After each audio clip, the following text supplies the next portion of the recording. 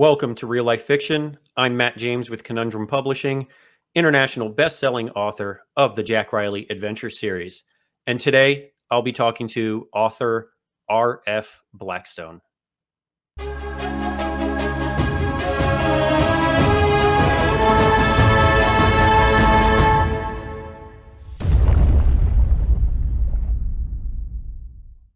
Rich, how's it going? Welcome to the show, my friend. Thank you so much for having me on. I swear we just got started. Yes, there's been no long preamble at all. I knew that was going to happen. For those who are wondering why we're laughing, him and I have actually been on camera for like half an hour. We just weren't recording. We were just BSing, and here we're like, we actually have to record this eventually. So, well, see, this is the little known fact that the regular people don't know about authors. You get two authors together who have a specific task, for example, record an interview. Mm-hmm. The first 30 minutes is just catch up and all the regular BS. And then one of them goes, oh, hang on, we're supposed to be doing something. Well, and the biggest issue is you and I have so much in common that it's so easy to get lost in conversation. Yes. So it not a shock.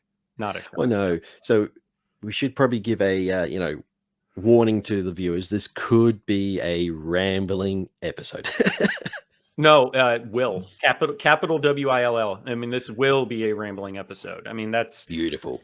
But that's kind of the whole point of real life fiction is I want to know what you are as the writer in real life. This isn't just, hey, tell me about your recent release or tell me about this. I'm like, I want to know what's going on with you as the writer in and outside of the craft and like what drives you as R.F. Blackstone. Like, what is the purpose? Like, why are you doing this? And it's obviously besides your enjoyment, because if you're doing this and you don't enjoy it, it's 100% masochism, because this is super, super painful if you don't like doing it.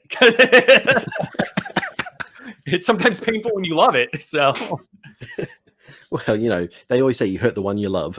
Yeah. Yeah, just don't love yourself. And in answer to the question, about, what is R.F. Blackstone? Why does R.F. Blackstone? It's very easy. It's 42. I'm a couple years behind you, but I get that. No. Those are for the Douglas Adams Hitchhiker's Guide to the Galaxy fans out there. Yeah. Trust me. I'm not even I'm not in my 40s. I'm not there yet. Not yet. I'm approaching. I'm 38, so I'll be there soon. You're older than me. Oh yeah, you know what? I knew that. I remember the last time we talked. I was on a show that you were doing, and you were like 5,000 miles east of where you are now, or whatever it is. Yes, it's literally the other side of the world. Yeah, that's what people. I mean, he doesn't just have this amazing accent because he's like pretentious. Rich is an Aussie. He is in Australia. I am in South Florida. There is a 14-hour time zone difference right now. Yep. I am currently at 9:37 a.m. and you are currently at 11:37 p.m.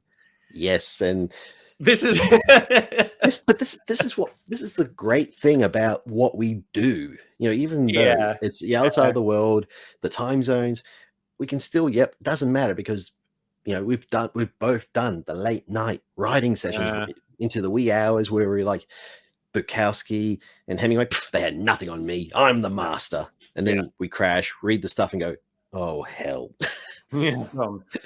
I'm like, how did Word not catch all of these mistakes? I'm like, this is horrific. I'm like, well, then I realize I'm like, okay, the grammar's terrible, but all the words are spelled correctly. So maybe it was just like confused. And it was like, I'm positive that Word is preannual is always confused. Doesn't matter how well the edit is. It's always going to go, no, that doesn't seem right. Yeah, it's probably picking up on too much like current jargon and going, who am I to say that this person is a horrible speaker? Or who am I to say? It's like, no, you're supposed to say that. That's your job. But see, that's the thing. Word is afraid that you're going to delete it. Yeah, that's true. Yeah, and I'll be a Word guy forever. I'm never switching over. The program's just too damn easy to use. I'm just like, once you get to know it, once you woo it, Yeah. then it's easy. Yeah. Before you woo Word, it's a bitch. Yeah, I've been using it like my entire adult life. So I mean, I've been using it since high school. So I mean, it's You know the ins and outs. it's gotten denser. It's gotten, it's gotten more complicated, more features, but it's like the base of it is still very much the same. So Yep. for me, it's just kind of like I know a lot of my friends use Scrivener, and it's like the bee's knees when it comes to like fiction writing and stuff, or just book writing in general. I've never used it, so I couldn't expand on that more. So I'm just like, I can. Yeah. So See, I use both. I do all the writing in Scrivener, and then I do all the editing in Word. Gotcha. And that's just because, with Scrivener, I break everything out into chapters, the way with Scrivener works, and then I export everything. And for some reason, editing one chapter at a time in Scrivener, I don't get a flow.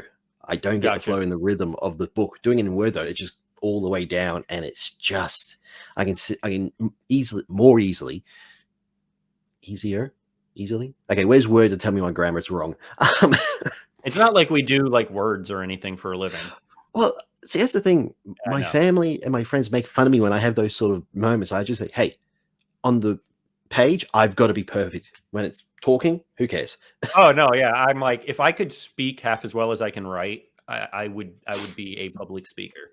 Yeah. I tell people like bilingual. Like I speak one language and it's bad English. No. You speak like two. You speak two. You speak bad English and Matt. Yeah. We are a product of our surroundings, and South Florida.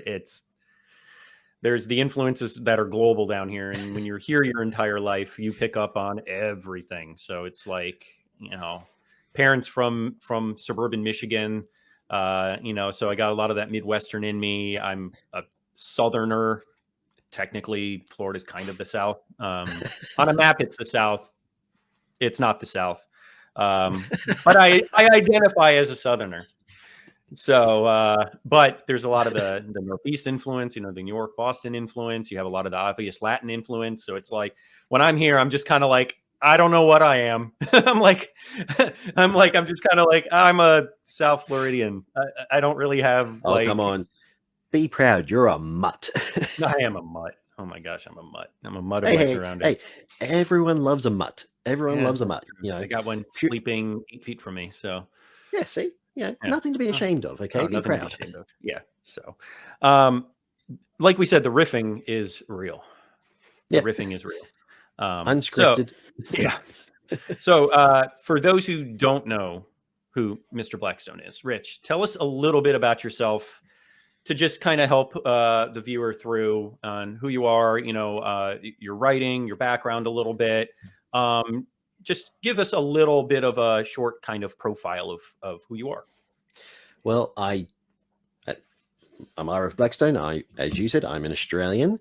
I do not like walks on the beach, and I hate getting caught in the rain.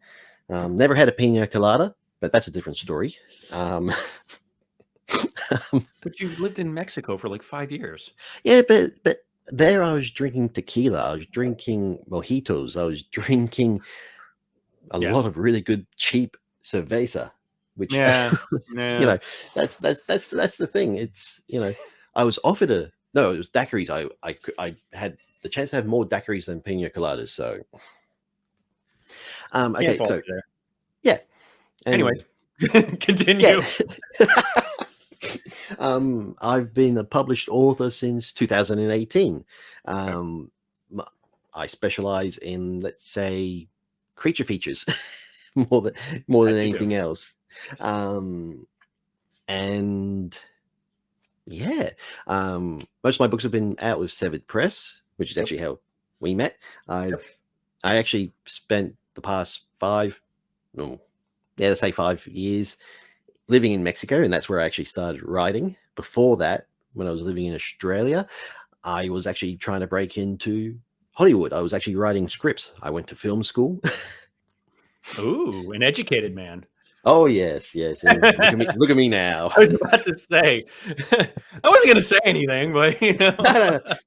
trust me, the things I've said to myself, the things I've thought, and things my dad has said to me, trust me, he wouldn't say anything I've not heard before. Now, oh my gosh. For all the kids watching this, that's right. If you go to film school, you can end up writing books instead.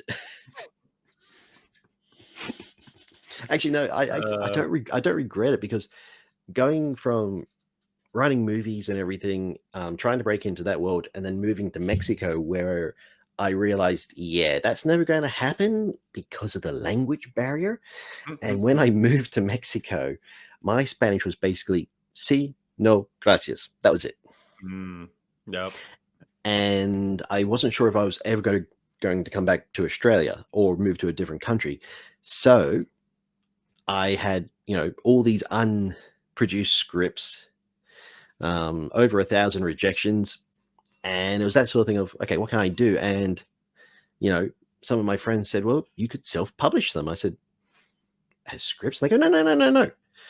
You idiot, take it, write it as a proper book, get a cover, and you can put it on Amazon and people will buy it. And I'm like, yeah, I learned that, and I'm like, wait, what? You can and it's like, all right, cool. So yeah, I mean, I did the self-pub thing for years, and I mean, I'm still, always thinking about going back to it, but it's a lot of work. Well, see, that's the thing. I was originally going to do the self-publish, and my fiance at the time said to me, try to get it published first. Try to get it published. And if you can't get it published with a publisher, then do the self-publish. And I was like, why not? Yeah. And what I wrote, the title didn't change. It's Big Smoke. It was a spy book set in Cuba, heavily influenced, at least I thought it would be, James Bond and The Third Man, which is one of my favorite movies of all time. And I wrote it, tried to edit it, and I sent it to, so I did the, research and all this. It was very haphazard. My entire, because I hadn't really researched anything. It was very shoddy, everything. Sure. Looking at publishers and all that, and I sent it to some publishers, and I got back a bunch of more rejections, except for one. One said no, but it then said it's missing something, which I kind of went, oh, okay, it's missing something. Reread it and realized, yeah, it is missing something. And at the time, I was listening to the Dead Robots Society podcast, which is hosted by Paul Cooley and Terry Mixon. Okay. And they, every now and then Paul would mention a publisher called Severed Press, and he had Jake Bible on one show. And another Severed author. Yep. First time I've ever heard of Jake Bible as well. And I'm like, okay, this guy, what the hell? And I looked up Jake Bible. I'm just like, how many books this guy's got out? Yeah, he is the definition of prolific. I mean, Jake is insane. And I then checked out Severed Press, and I'm looking at the Severed Press website, looking at the books, and just going, oh, yeah, this is my stuff. Yep. Sometimes to a fault. There's a lot of creature stuff that Severed publishes. And hey, more power to them. Somebody's got to do it. I mean, there's got to be a publisher out there that is willing to do it, because there's an audience for it. Well, that's it. They've found their niche, and it's fantastic. I can't think of any other publisher, who is focused on creature features to such an extent. Sure. Yeah. And so, I got the spy book. I'm like, okay, it's missing something, and I don't know what. Now, in Mexico City, where I was living, they've got the subway system. Now, Mexico City has a population of about 23 million people, which is about the same as Australia. So just to kind of put that in context. Yeah, that's a lot. Yeah. And on the rush hours in the morning and the afternoon, the rush hour, Mexicans forget that the laws of physics exist. So you got the subway, and they're trying to get everyone into the subway carriages. Yeah. And then, to get from the platform up to the top of the, up to the surface level, you got to go up 2, 3, basically flights of really steep stairs or escalators kind of thing. Yeah. And during those periods, everyone, doesn't matter if you're doing the escalator or the stairs, you're in a line doing the... Yep. And I called it the zombie shuffle. That's in my head. It was always the zombie shuffle, And one day I'm there doing the zombie shuffle. I'm like, the little wobble bobble back and forth with the little feet. Yep. And basically at the end of the day, you just you're a zombie already. Yeah. And I went, James Bond against zombies. Went home, figured out how to include zombies in my spy book, wrote it, added all that, did a bit more of an edit. I went, right, I'm sending it to the served press, see what they say. And they said yes. Cool. Which, that really surprised the hell out of me that they would say yes. So what I got out of that entire thing was, if you don't like large crowds, avoid Mexico City during business travel. Basically, from about 6:30 a.m. to about 8 a.m. Don't leave your house. And then from about 4 p.m. to about 7 p.m. don't leave your house, or don't leave your work, or don't take the subway. No, that's great. I mean, it's amazing. It's amazing how, in this case, rejection kind of spurred like what else, like if you're taking that person's opinion of the work seriously, number one. Yeah. And in this case you were, because it was a publisher. You're going, what am I missing? Like, what is like, it starts to kind of get those juices flowing again, trying to understand what you need to add. And in this case, which was beautiful, that you brought in something literally from your own life to add into it. And then obviously fictionalized it. Unless there are zombies in Mexico City that I don't know about, but well, not in Mexico City, but in a city called Guanajuato, which is it's a colonial town. It's basically a Spanish colonial town. They actually have mummies there. Yeah, cool. And you say cool, okay? Not cool. So you hear mummies, and instantly you start thinking Egyptian bandages, and I get told about the mummies. I'm like, oh, okay, I want to see them. And I'm thinking Aztec mummies. I'm thinking, it's going to be the Aztecs, floral headdresses, jaguars, all that with the bandages. We go, I get taken there, and you walk in, you pay your money, go in, pitch black, no preamble, nothing. You're around a corner, and there it is, right here. And it's just a mummified body. It's a regular human body, gaunt, pale, ashen, and the face is contorted like into a perpetual death scream. If you're not prepared for that at all, and they don't give you preparation, you turn around and you go, geez. Yeah, it's probably what they're going for. and basically, these are all, like, the entire museum, these mummies are from the 1600, 1700s, and 1800s, and they've just been naturally mummified, because Guanajuato is built on all mines. Oh. Okay. And I'm like, okay, and it's creeping me out so much. My, fiance, she's thinking this is the funniest shit ever. She thinks it's hilarious that, creature feature horror/horror writer kind of guy is getting freaked out by this. And Mexicans have a really strange relationship with death. And we're going around, and there's men, there's women, there's pregnant women, there's fat women, all this sort of stuff. Some are just skeletons, some you can see wisps of hair. It was just, and they're all in these glass containers, and there are mirrors throughout the place. They're all smashed as well. These mirrors are cracked, and I asked her what's with the cracked mirrors. She's go, oh, at night they come out and they're angry, so they break them. Don't tell that to a terrifying. You don't tell that to a guy with an overactive imagination. Yeah, that's awful. That's awful. Yeah. Nightmare fuel. And I had a camera, because I was like, I'm going to take photos of this, because I'm thinking bandages. I'm thinking that sort of mummy. And when she realized I wasn't taking any photos, she took the camera. She's taking photos, and then I get used to it. I get accustomed. I'm fine. And then I hear her she's bent over one of the bodies, going, no offense, I'm not trying to do anything bad. I'm just taking a photo of you. I'm thinking, don't talk to it. Please, no, don't develop a relationship with this thing. It's like naming a stray. It's like, no, you can't do that. Yes, especially to That's how I have a cat. The cat adopted I you. have a black cat named Jack Skellington because we found him in my mother-in-law's front yard the week of Halloween. It's a great name. Yeah, I mean, he's Jack, but we named him Jack Skellington because of when we found him and he's black. And I'm like, you named him. Ugh. It's like, no, you can name him. He's great. Don't get me wrong, but I was like, no, you can't name the stray, especially my girls. You can't name the stray and then be like, oh, no. Now we have a cat. Better than a mummy. Depends on how much you like cats.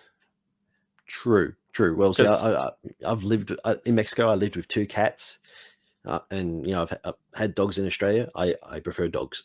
Fact: if a mummy comes to life, they are terrified of cats. Only Egyptians. Only Egyptians, and I've learned that from Brendan Fraser. Well, yeah, all life's lessons come from Brendan Fraser. Yeah. I learned about Egyptian history through Brendan Fraser, and school and research but mostly Brendan Fraser. I was about to say, the school and the research, it was like this much. Yeah. Come on, tell the truth. Yeah. So, if I meet somebody named Emotep, I actively avoid them. No, in that case, I'd be just looking for the cat. It's true. What does he say? I'd rather be at the devil's right hand than in his path. That's what my buddy Benny said. I have seen that movie way too many times, but no, you've not. No. You can. There's no such thing as seeing The Mummy 99 too many times. No, there's honestly not. Nah. So I did a. I'm guessing you saw it because it actually got a lot of response. Just out of the blue, my top 5 greatest movies of all time on Facebook, and it's 100% based on my opinion. Rewatchability, the meaning of the movie to me as now a writer, like that type of stuff. And it was the first 2 were the easiest because the first 2 were legitimately my favorite movies since the day I've seen them, and they were Raiders of the Lost Ark and The Fifth Element. And I'm not a space opera, but the action and adventure backbone of that story, the cast is just drop dead perfect. And then I said, okay, those are the first 2, and there were 2 with a bullet. And I'm like, the next 3 is going to be difficult because I consider myself a movie buff fanatic type of thing. And I have a lot of my own opinions, and my own opinions are what drive my love to these movies. If I really love it, then I really love it. There's a lot of movies that I'm okay with, but like I knew Mummy 99 was going to be in there. And that was like, okay, that's easy. And then I'm like, okay, now I'm down to 2. And I'm like, uh-oh. But I'm like, what movies were like they meant more than others? And I'm like, Jurassic Park. Just because I was, what was that, 95? That was 93. 93. Okay, so I was 9 when it came out. And I saw it in theaters opening weekend and made it. I made it into the clever girl scene, and then we left. That's actually a good amount to get through because dinosaurs started killing people, and I'm 9, and I'm a boy. What are you in love with when you're 9 and a boy? Dinosaurs. Oh yeah. You adore those creatures. It's just the natural way of things. Oh yeah. And when I see the warden get slaughtered by a raptor, I freaking lost it. And of course, see the movie later and adore it. But I'm like, the impact that movie had on me, there's always a story behind it. And then the 5th movie for me was True Lies. Because I just thought, in the era of action movies, when they were at the peak, to me, the story, the cast, again, Tom Arnold, Arnold Schwarzenegger, the banter between the 2 of them. Yes. You had such a great cast. And I'm just like, the writing was great. The action was unbelievably nuts. But it was that spy thriller. But it was the love story. But it was the comedy. But it was the action, like nuts action. I'm like, that movie. And then right when you think the movie's over, and they in Miami in the Keys, and the explosion. Yeah.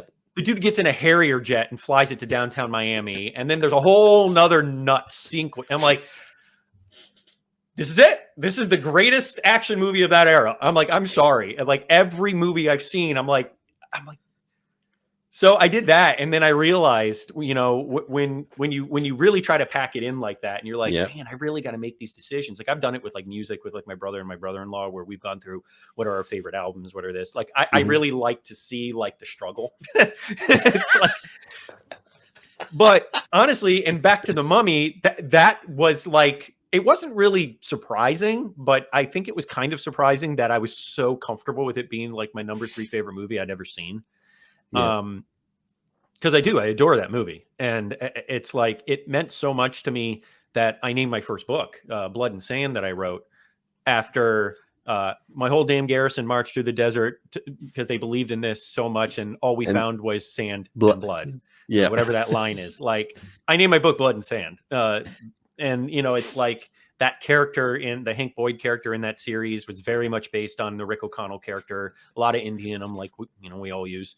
But I was just like, you know, blown away. And then back to now with the, they released it in UHD on Prime, and I immediately bought it because I don't really have DVDs anymore. And I'm like, man, I don't have a digital copy of this book. Or this movie. I just realized that. And I'm like, I haven't watched this in a bit. Let me watch. And then of course I've watched it like 3 times in the last couple of weeks. And here we are talking to you about the rabbit hole that was created by Mummy 99. Oh, look, man. Technically, the rabbit hole was created by Mexican mummies. Well, yeah, it was Mexican mummies. Yeah. Just finish that story. So I get used to everything. I get used to the mummies, and I get used to her taking photos. I get used to the cracked mirrors. I get used to everything. I round a corner, and there it is. And it's a short, squat case filled with baby mummies. Oh, my God. And that was when I was, I'm out. That's done. It. Yep, I'm going to go get drunk now. Yeah. I don't care what it is. I need something. And I'm not joking. That was 2015. That was in 2015. I said, no, I'm not the babies. I can handle adults, but not the babies. And I just walked out. She follows me like, oh, come on, you're from Australia. Everything's trying to kill you. And so those things are alive. Yeah, and it's mostly like animals. It's mostly like, it's not, you know, it's not itty bitty emaciated. That's the definition of nightmare fuel. It doesn't get worse than that.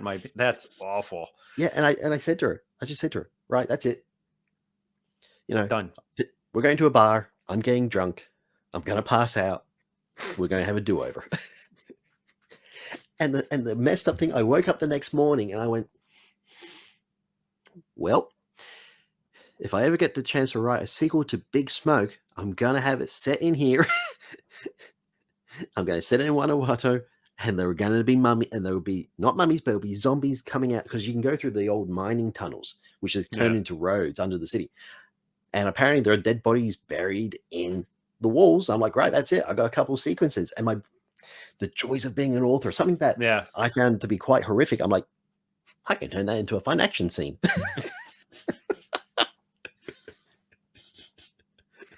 Yeah, we were driving across the state here a few years back, and I think it was outside of an area called Plant City, and they do like a strawberry festival every year. It's kind of like a big deal. There's like, it's massive.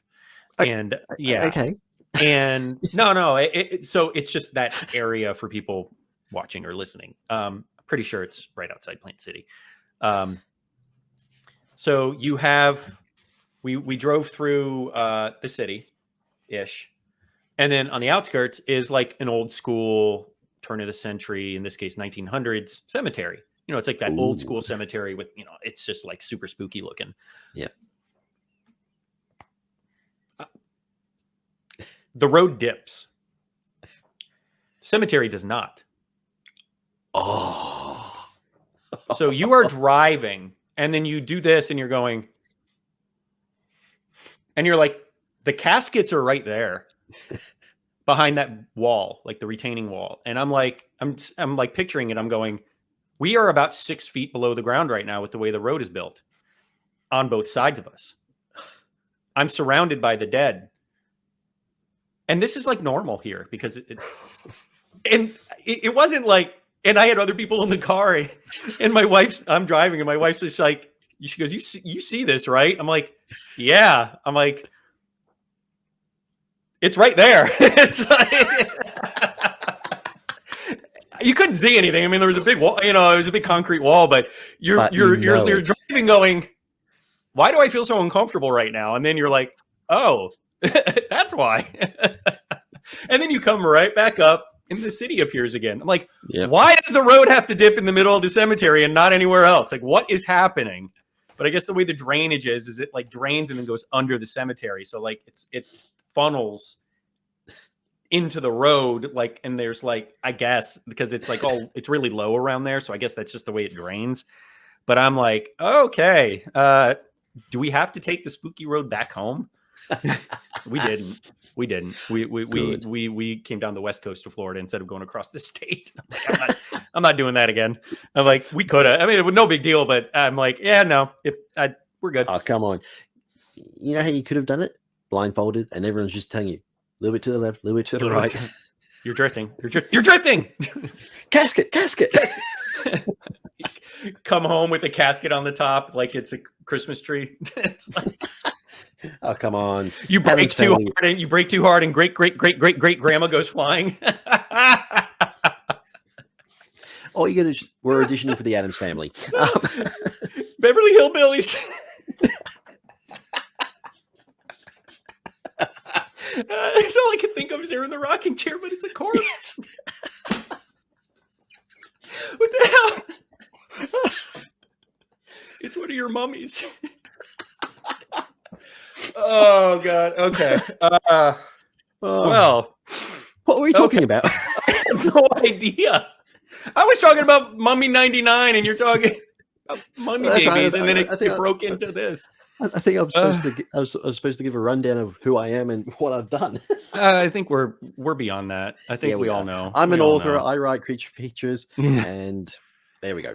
But you also this is just knowing you, but you have such an affinity for history and like the archaeological thrillers and stuff like that. You love that stuff. Yeah, but you're like so creature feature oriented, and we've talked, and you're like, I really want to do both. Well, yeah, that's the thing. One of my severed books that came out beginning of the year. It's called The Wild Hunt. It's actually my first proper attempt at doing a treasure hunt story. Sure. And basically, it's my main character, Scarlet Ravenwood. That's her name. Yeah, I know. Original. Yeah, I was about to say Marion. Yeah. Yeah, hey, we do it. She we all do it. Yeah, exactly. Yeah. What's that quote? Steal from the best. Yeah, or pay homage to the best too. There you go. Yep. Yeah. See that, but that then goes into the other one, which is you're not stealing if you respect it. Okay, you're just paying homage to it. I got to start respecting everything then. You got to start respecting. Yeah. I'm gonna start respecting America Bank and PNC, and I got to start respecting banks and money, and then maybe no.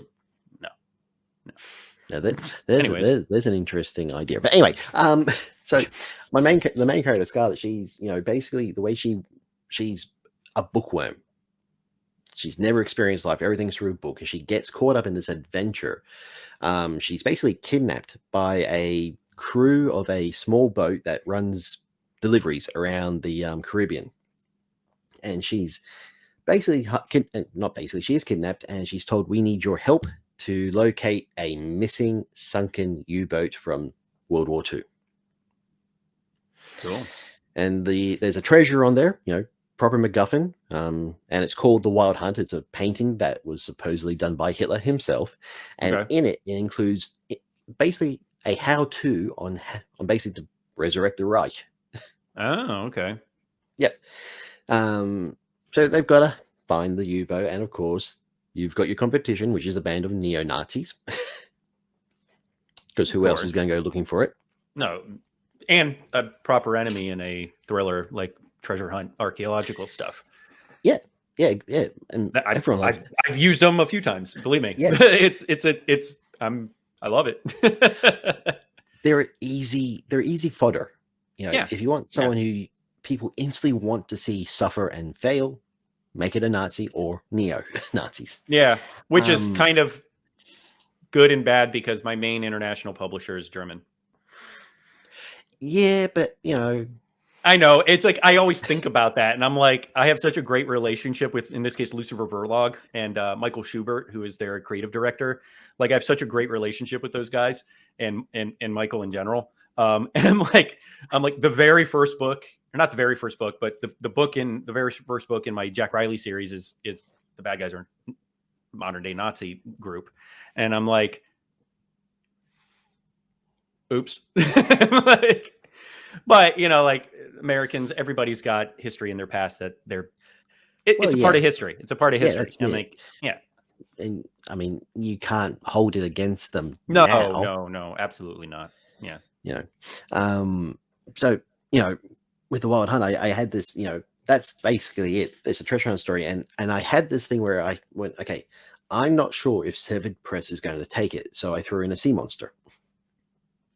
Yep. But because it's all set in the Caribbean, I actually picked a proper Caribbean sea monster. Good. And I can't remember what it's called, but basically it's a sharktopus. Sorry, I didn't expect you to say that. I'm sorry. I'm not laughing at the idea. I'm laughing at the description. No one ever expects a sharktopus. No, they don't. No, they Octoshark maybe, but sharktopus no. Well, that's the thing. Doing the research, you know, because I had to research U-boats. I had to research actual U-boats that sunk mysteriously. Yeah. And I found one that you know, that it was like, okay, supposedly it sunk off the coast of the US somewhere. I'm like, okay, what if it actually sunk in the Caribbean? Okay, what's that U-boat? Okay, now research the U-boat. Research everyone who was on board. Okay. Yep. Okay, now come up with the idea for the painting. Okay, what's the painting going to be? It's called the Wild Hunt. Okay, that mythology's right there, because that's, you know, the Wild Hunt's been around in different, mainly in Germanic mythology. Okay, and it's one of those things. Basically, the painting is of something from Germanic history. The painting is called the Wild Hunt, and it actually is. It's depicting a wild hunt. And the Wild Hunt. Okay. Yeah, gotcha, and the Wild Hunt basically supernatural hunting event. And if you are a mortal and you see it, it means something really, really bad is going to happen.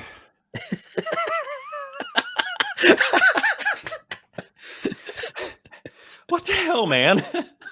That's brilliant. Dude. Everybody, awesome. This is Jack. Hi, Jack. This is the second time you've been on camera. Oh, he loves the camera. Oh, he's beautiful. Yeah, he's something else. I'll tell you that. I'll just leave it at that. He is a there's cats, and then there's black cats. Yep. And he's a black cat. And black cats, if there's stories on Instagram, on every media thing that are literally just about the weirdness of black cats. It's hilarious. And every single one of them is him. It's hilarious. I mean, they're adorable when they want to be. They're not when they don't want to be. They're aloof when they want to be. They're like this when they want to be. Then I go to pet him. He's like, to hell with you. And he gets away. I'm like, well, why'd you come up here then? Like, I want to pet the kitty. Like, I have pets because I like to pet them and snuggle and love. But he's a tease. He's a tease. So do you have those moments where you chasing him around the house going, let me love you? Oh, yeah. The problem is, so does my 70-pound pit bull. And he is the biggest lover of them all. The problem is he's 70 pounds and he's got like 1.5% body fat and he's freaking a monster. But he's a lovey-dovey. He's the sweetest dog in the world, but the cat does not think so. But that's the thing. It's amazing. Like in Mexico, you see a lot of small dogs, chihuahuas. Yeah. A lot of small dogs, and they're bastards. Oh, I hate angriest. Yeah. Angriest, aggroest things in the world. Napoleon complex, right? It's exactly what it is. Yeah. You used to have a Rottweiler, big dog. Yeah. Intimidating dog. sits there, and you're like, I'm not going to mess with him. You say his name is. Yeah, he's a big goof. Yeah. You know, I come back to Mexico, and mum and dad and my brother, they've got a Italian Mastiff. Oh, yeah. Okay. Yeah. Big dog, and this thing, it's he's a Wally. Yeah, they're too. The bigger they get, the more like whatever. They just like they just exist to exist at this point. They're not like they're like that's a lot of work to chase that thing. No, this guy, this one, his name Titus is not like that. He's 24/7. He's a social animal. So he wants to be with you. If you're doing something, he's like, what are you doing? Oh, can I come? I like getting ready for this. I sat here and I had the door shut. He pushed the door open, came in, hopped up next to me, and he was just like staring at my laptop. He's like, "What's this?" And then he saw the microphone. He's like, "Ooh, this is interesting. This is new. That looks like something I can fit in my mouth and chew and just Oh, yep. And everything's a game with this dog. That's the thing. This dog, rare breed in Australia, and this thing is just everything's a game, and he's just so enthusiastic for everything. Yep. No, I get it. Yeah, big dogs are like that, and the little dogs, as you said, Napoleon complex. But they're going back. That's the thing with doing the Wild Hunt. The research was amazing. Having to research Nazi U-boats, and not just names, but also the armaments, how it's set out. Sure. What's the interior like, all that sort of stuff. And there's a lot of stuff I kind of found out. I'm like, oh, that's really cool. Yeah, it never went into the book. Yeah. No, I mean, that's what stinks is there's so much that you want to include, but you get to even if you're like we were talking off camera, like when you're more than willing to add a little fat to the novel in order to just add in a little bit of like the rich culture that area has, you get to a certain point to where you're like, okay, when was the last time I actually mentioned the story? And you're like, you have to kind of like balance them out. Well, see, that's the thing. I had all this great information about the Wild Hunt, the idea of the Wild Hunt and what it means. And, I had this really vivid idea of what the painting is going to look like. And I put it in the book, put it all in, and then I'm doing my edits, my read through before I send it. And I get to this point, I'm just like, right, it just killed the momentum. Yeah. And I'm like, I don't want to get rid of it, but yeah, it's one of those things where for a severed press book, you've got to keep that momentum going. Yeah, you do. Yeah. And I got no problem with that, because I always in my head I'm thinking, okay, this is like a Stephen Sommers movie, so it's that one. For me it was Deep Rising. Mm-hmm. Deep Rising was great. Yeah, that was great. That was the sound. I was able to get a copy Treat of Williams, right? Yes, Treat Williams. Yeah, underappreciated actor. Yeah, underappreciated movie, to be honest. I mean, that was super, super original. Like that was like one of the more original creature feature movies of the time, where you're like, and the way they did the scientific explanation with as things get deeper, they get bigger. And it's like in this case, and I can't remember what the actual creature was called. It was something. It's based on a real thing. And, it's like a deep sea worm or deep sea, something like that. Something like that. Yeah. No, great movie. Oh yeah, it basically, while planning the Wild Hunt and everything, I was like, okay, I'm going to watch it, and I did watch it quite a lot, just because I watched it. I haven't seen this movie in years, so how'd it hold up? Oh, it still holds up, and it's one still of those holds things. Oh, it still holds up now. Okay, some of the special effects are janky, but Treat Williams, he makes the movie. Yeah, it's got Benny from The Mummy. He's in it, and he's just the comedy foil. It's got Famke Janssen. It's just one of the things. All the actors. What's that sound? A girl from Ipanema. The elevator song that's playing in the background. That's one of them. Like that's the highlight. Like humor. Like.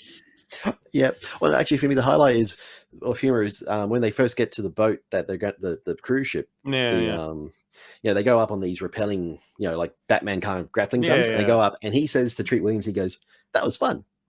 Well, it was. It holds up, and I watched it. I was like, okay, I'm going to watch this, and I'm just going to watch it analytical, and I'm just nah, that didn't happen. I'm there grinning like an idiot throughout the entire thing. Yeah, and that was the movie Stephen Sommers did before The Mummy. Wow. Yeah. I was thinking time frame. Yeah, that would have been. Yeah, it was the movie he made directly before doing The Mummy, and I'm like, okay, so a lot of the things he did in Deep Rising, he tested it and then he perfected it in The Mummy. Yeah, because he was getting the budget for The Mummy too. He had the production behind it. Yeah. I mean, that's the thing. That was a big budget movie, especially would have been shot in like 97, 98, as far as like time frame for a 99 release. So see, and originally Deep Rising was going to have a massive budget, and then the original star, Harrison Ford, he said no. Wow. Yeah, seeing Harrison in that role would have been weird. Oh, I would have been like, wow, this is like, I need to see this because it's Harrison Ford in this type of movie, but that would have been, I don't know much of anything he's been in that would be that eclectic with like that type of, like he's like done like some B-rolls and stuff, because he was in wasn't he in Cowboys versus Aliens? Yes, he was. Yeah, so but in this time frame, actors are more than willing to do it, because that's kind of like the end of his career. Yes. 90s was still very much Harrison at his peak, at his prime. Yeah, well, Last Crusade came out 89. Yeah, right. So he's still. 89. But then he was doing all of the Tom Clancy movies. Well, see, he was Jack Ryan. You know what I mean? So it's like that was the 90s. I mean, that was like his like Clear and Present Danger, Patriot Games. That was like all the Hunt for Red October. That was like that was Baldwin.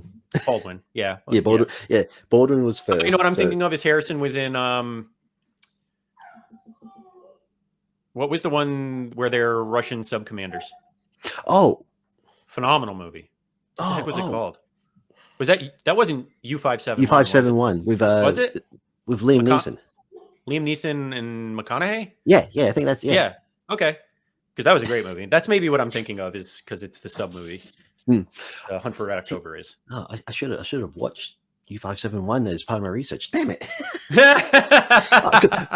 Well, I was more focused on like once that wasn't a monster. That had nothing to do with. Well, that's the thing. That was just a good thriller. That was the thing I wanted, because I had the sea monster. I was like, okay, I'm going to watch a good creature feature sea monster movie, and honestly, that was the only one that came to my mind. Yeah, Deep Rising. That's actually really funny. Like, so like your research process. So it's like I'm the same way. Like I'm more movie oriented than anything else when it comes to creative. So like, and when I write, I picture it like a big budget movie, and like, oh, the camera angles and the cast, and this, like that type of stuff. And I want to see those big epic monstrous, not monsters, but big monstrous like epic scenes.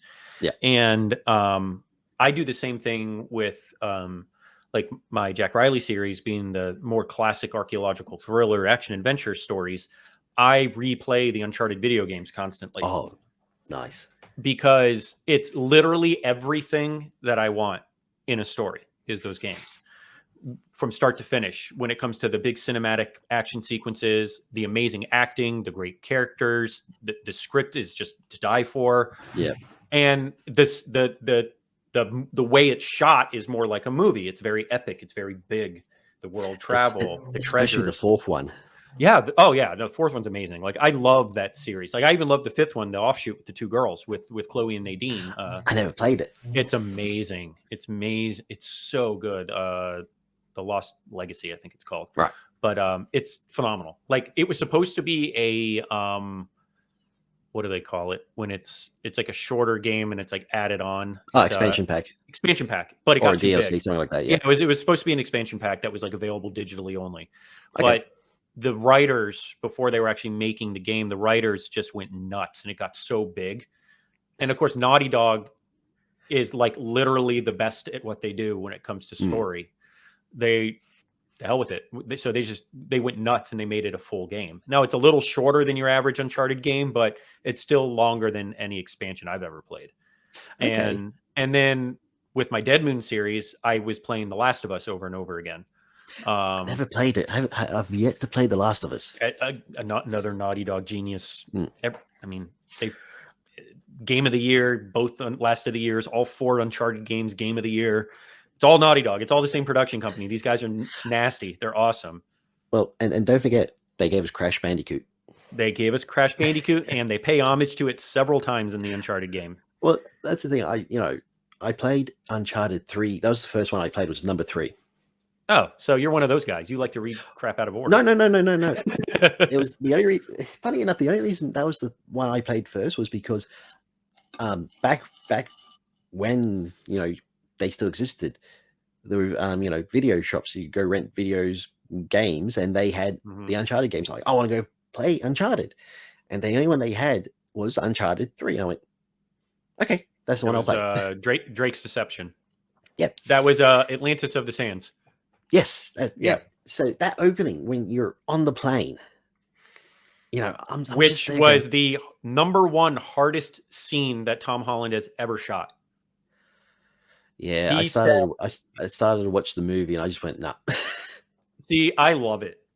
But it's coming from a probably more of an appreciative fan point, because the toxicity that a lot of the fans reacted with the movie, I was on the other side of the fence, and I'm going, you got a movie. Think about that. Okay, How long were people screaming for Halo? Yeah. And then they came out with a series that was like, eh. So you're sitting here going, you get a like $200 million budget. You get 2 legitimately very good actors, in my opinion. Yep. From the day it was announced, before Tom was ever linked, Naughty Dog said, this will not be a remake of the games. From day one, they said, it will not be a remake because you already know what happens. You know the story. There's no, and it's big enough for them to say that. Yeah. If this was a little rinky-dink outfit, they could just remake the games and half the population wouldn't know what it is. Yeah. But these are all Game of the Year. Like, in their world, they are a monster franchise. And they were like, we will pay homage to the series. That's what this will be. So from the get-go, I was like, fine, great. So the plane scene being from Uncharted 3 was fit into the story because they needed that scene, because it's probably the most epic video game scene, like cinematic. Yeah. And I'm like, so back to the movie. It wasn't the best movie I've ever seen. Don't get me wrong, but I enjoyed the hell out of it because it was a great adventure. The cast was fine because I like the two of them in their own way. And Antonio Banderas is always a great bad guy. I mean, he's a great actor, but he's always played a great bad guy when given the chance. All the way back to Assassins. Him and Stallone, right? Yes. Yeah. No, I'm just that's there's one others. There's others, but no, but honestly, Assassins, that's one that's what hell, you could even say Desperado. Desperado is my introduction. You could say he's the villain in that one. Yeah, the mariachi. I mean, he's that was the very first movie that Salma Hayek ever filmed. That was like even remotely popular. Like, and she was 20-ish, 22. Yeah, something like that. Yeah. Yeah, and Antonio Banderas was like known in the Spanish movie culture and stuff, but I think that was his big hit in America. It was his second, because he did one. Yep, the first one he did was it was El Mariachi. No, he wasn't in El Mariachi. Wasn't in El Mariachi? Nope. It was the Mumbo Kings. Oh yeah, you know what? I've seen that on his IMDb when I was looking up something for whatever reason. I did see that. That was like right a couple years prior to Desperado. Yeah, and for that one, he had to phonetically learn his lines. Oh wow! Yeah, okay. So he had to not only did he have to learn his lines phonetically, he also had to learn how to play a trumpet, and he had to learn how to sing in English as well. Jeez! Oh my gosh! It's funny you say that. So here's another rabbit hole. So this is me being the Indiana Jones dork that I am. In Temple of Doom, you have the elder, the really creepy elder that finds them on the river. Yes, and he's telling the story and goes blind across his eyes. You know, like that guy. The really, like, he looks like a witch doctor basically. Yeah, didn't speak a lick of English. And they taught him his lines, and he would just repeat the words in English, but he had no idea what he was saying. Like, and it's kind of the same idea. It's like you can learn the international singers that sing in English. Most of them don't speak English. Yep. They're just taught how to sing those words in English. The same as Doug Jones doing Pan's Labyrinth with Del Toro. Yeah. He doesn't speak Spanish. He learned it phonetically just so they, the lip sync would work. No idea what he was saying. You're just hoping he's saying what he's supposed to be saying, and he's not going to get ripped by the community for saying something awful. Well, he got dubbed. That's the thing. And funny, he was given the choice. Actually, Del Toro gave him the choice. You can just count. You could just count from 1 to 10 in Spanish, and we can go with that. And Doug Jones went, no, I want, if you're dubbing my voice, let's make sure it all syncs up. Yeah. And then he gets the script and he realizes he's got all these lines. He's like, son of a. Oh my God. Yeah. What did I get myself into? One of the best character actors in movie history, Doug Jones. Yes. Yes. Right now, anybody watching this, pause my show, go to imdb.com and type in Doug Jones and see all of the characters that he's played that he has no lines. And you will be shocked at how many amazing characters, specifically with Del Toro, because he does everything with him, especially in the Hellboy movies. You know, you're just like, everything that this guy does, he's just so good at that body. So like one of my favorites was the Silver Surfer. So he played the Silver Surfer in Fantastic Four, Rise of the Silver Surfer, but it was Lawrence Fishburne's voice. But it was Doug Jones's body. And you're like, that's all he did. He just played the body. He didn't speak. They mouthed or they lip synced. They dubbed him. They dubbed in Lawrence Fishburne. Yep. It was the same with Hellboy 1. He plays Abe Sapien, but it's David Hyde Pierce's voice. Yep. And after those 2 movies, he put into his contract he can no longer be dubbed. I think Hellboy 2 he played it. He did the voice though, didn't he? Yes. In Hellboy 2 he did. Yep, he did. In Hellboy 2 he plays 3 characters. He does Abe, he does the Chamberlain the Chamberlain. Yep. Actually 4 characters. Then he does the castle head guy who gives the map. Yep. And he does the representation of death or something, right? At the end. Yeah. Yes. That's a creepy character with the eyes. It's beautiful. Oh, it's beautiful though. It was. Yeah. And there's the Golden Army, right? That's the second movie. Yeah, that's it. A beautiful movie. Beautiful movie. Yeah, it's a fantastic Guillermo del Toro movie. Terrible Hellboy movie. The what was it? The what did they call it? The creature marketplace. Troll market. Thank you. Troll market. Oh my! And it's all costumes. I mean, the entire thing is all costumes. And and it's known in the world as like one of the best, like as far as the filming of it, the costumes, the legitimacy behind it, how everything was 100% legit. There's like zero CGI in it. It's amazing. It's amazing the lengths they went. And Del Toro's design principle is amazing. It's a case of, usually you see a creature, you can tell where they've got the eyes here so the performer can see it. And he's like, no, let's do it. So the eyes are here, do it so it's not going to be easy. No, yeah. Yeah, they don't want it, because then at that point there's a human element to the creature based on the design of the costume, and that kills the aura of it. It kills that. And that's the thing. Doug Jones, he says, I love this. He says, anytime Del Toro calls me, he says, let's go make a movie. I always say, okay, how uncomfortable am I going to be? And more importantly, will I be able to see? Yeah. Because Abe Sapien, he can barely see out of that headpiece. Yep. Death, he couldn't see at all. Yeah, I mean, Death didn't have eyes. Yep. Chamberlain. It was just that blank face. Yeah. The Chamberlain, he could kind of see, but very narrow field of view. In Pan's Labyrinth, as the Fawn, he had okay vision. The Pale Man couldn't see anything, basically.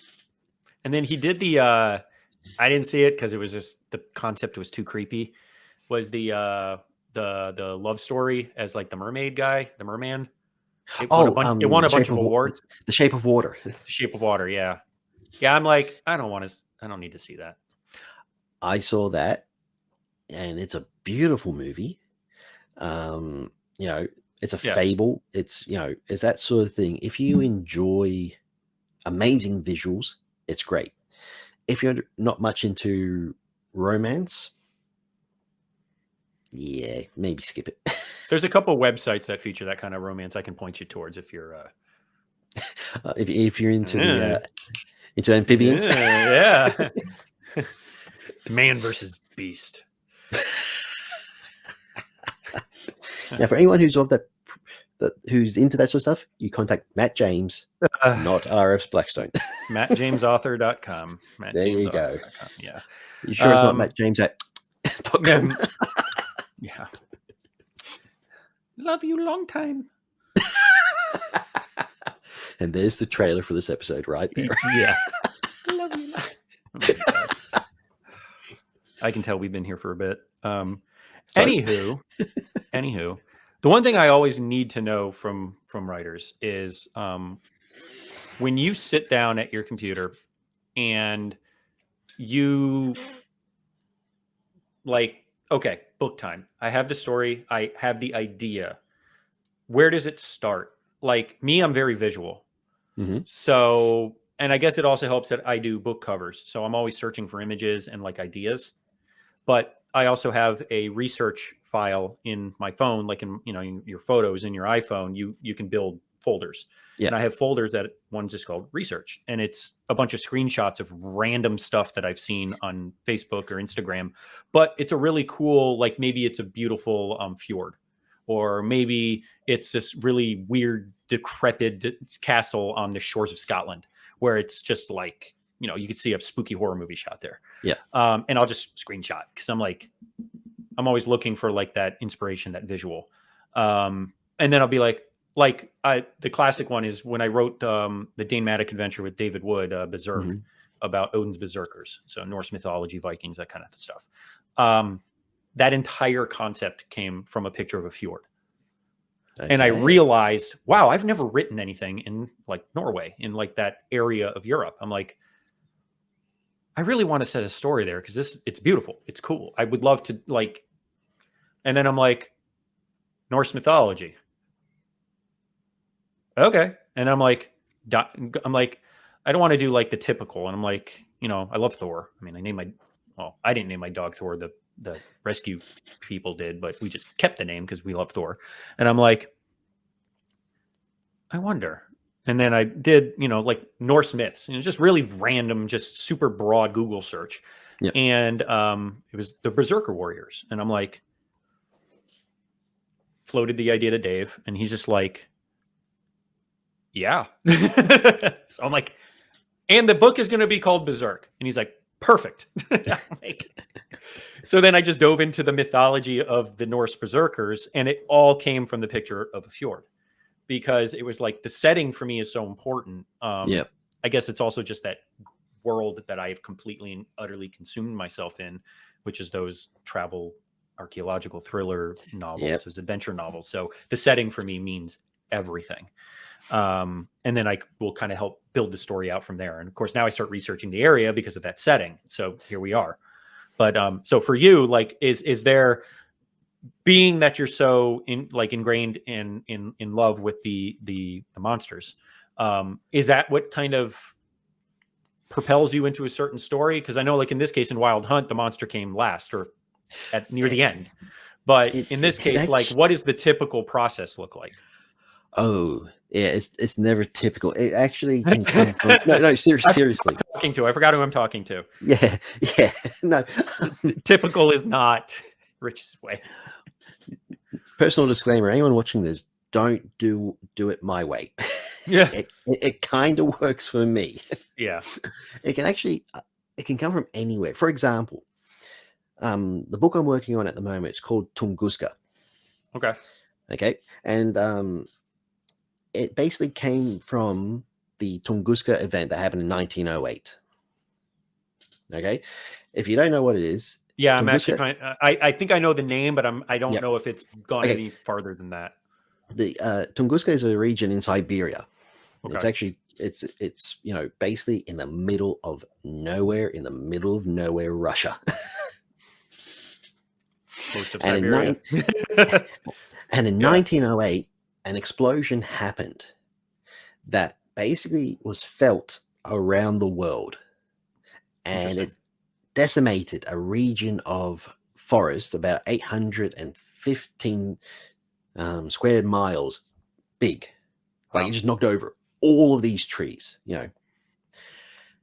And no one knows why. Because the ground, it wasn't an explosion from the ground. It was an explosion in the air. And no one has been able to figure out why. Interesting. People have gone, researchers, and there are different theories. For example, because you'd have like a crater or something if it was like, okay. So for the longest time, one of the theories was a ice meteor. So it impacted the atmosphere, caused the explosion, and then flash melted. Another one, and this one I kind of go, that's a bit silly, a mini black hole. Yeah, it's like concept okay, reality. That's not my world. Anything that exists outside of our atmosphere, I'm very like weak when it comes to like, so I don't even black hole. I'm like, powers this is the energy of this. I'm like, they're like death. Yeah, it's like so it's supposed to be like the worst thing that could possibly happen in the universe. So it's like, when they're talking about a mini one, I'm like, I don't personally. The predominant theory, it was a meteor that basically broke on impact and shattered. That's why there was nothing, and it just hit the atmosphere and just decimated this one area. The other theory, and this is the one I've always loved, it was Nikola Tesla. He was experimenting, and he was apparently building a death ray, and he tested it, and that was where it hit. Interesting. Now, I love that idea. Because I'm a Tesla fan. Yeah, he's nuts. Like the stuff that he came up with 100 years ago plus, you're just like, what? And then it's all like it's modern. I mean, that's like everything alternating current. Come on. Yeah, that was him. It's great. So from that that's something that's always been in my head for a long time, because I love those sort of unexplained mysteries. Sure. And a great source of inspiration is the Atlas Obscura. If you've heard of that book. Yeah. Oh, yeah. The book. Yeah. Okay. Yeah. I'm sorry. I was thinking of like an object or something. Like, I've heard that, but no. Yeah. Oh, that'd actually be really cool. Like a physical Atlas Obscura. Oh, that'd be cool. You heard it here, folks. It has been trademarked and creative license to. Yep. It's yours. I don't care. That might be like number 40 down the road at this point with my list of to-dos. Still put it on the list. And from that alone, I had the idea is, okay, what if that happened now? So basically another event happened. Okay. In the same spot. Okay. It wouldn't be that interesting, honestly, with what else is happening in the world. It'd be like, yeah. So then I went, okay, there is a anime called Made in Abyss. Okay. I know the name. Yeah. Okay. And I went, okay.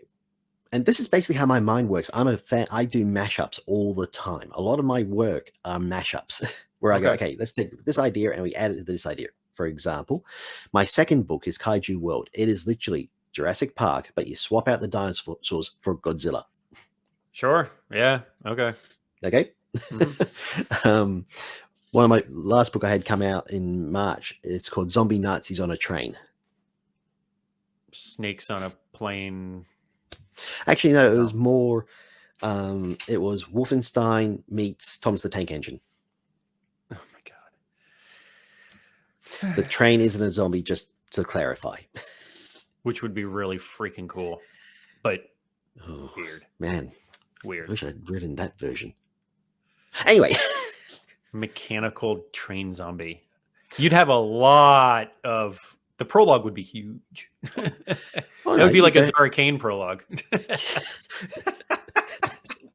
I don't think I'm not there yet. See, we bring it all the way back to like 2 hours ago. It's like yes, and everyone's sitting there going, "What the hell are they talking about?" I've talked about it on prior episodes. They can go back and try to figure it out. Okay, we're that's good. good. We're good. I don't have to add more. Good.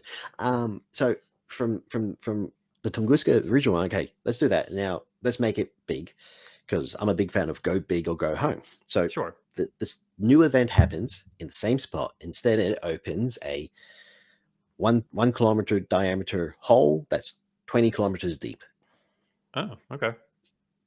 Okay, so I got to fill it with some terrible beasties. Well, yeah. I mean, yeah. All right. So I figure out the pitch for Severed Press, and I send the pitch to Gary, and the pitch says a team goes down into a abyss that forms in the region of Tunguska, basically 114 years after the original event, and they get attacked and they have to survive. And I said, in brackets, possible monsters will be dinosaurs. Possible monsters. And he goes, that's the one. Boom. Yep. Yeah. So it's one of those things where, okay, I've got the historical event, I've got an anime influence, and I've got, Journey to the Center of the Earth or The Lost World. Yeah, basically. Yeah. Okay. Yep. And now, this, whenever you're writing, you try to find, okay, let's do the unique thing. What can I do with either the monster, or I can do with the, setting that's unique, or the characters that's not been done before. Sure. And if you hear barking and scratching, it's the dog. Are you sure it's not the child mummies coming to get you? No, they're in Mexico. Okay. I wasn't sure if you maybe had a carry-on. No, the that would have been an interesting X-ray. Yeah, no, it was tequila and rum. That was the carry-ons. Proper. Yeah. I'm an author.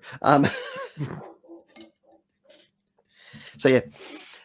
Now that's how Tunguska came together. It was just those things coming together, and then figuring out what's going to be different about the monsters, and then figuring out, okay, what characters go with this story.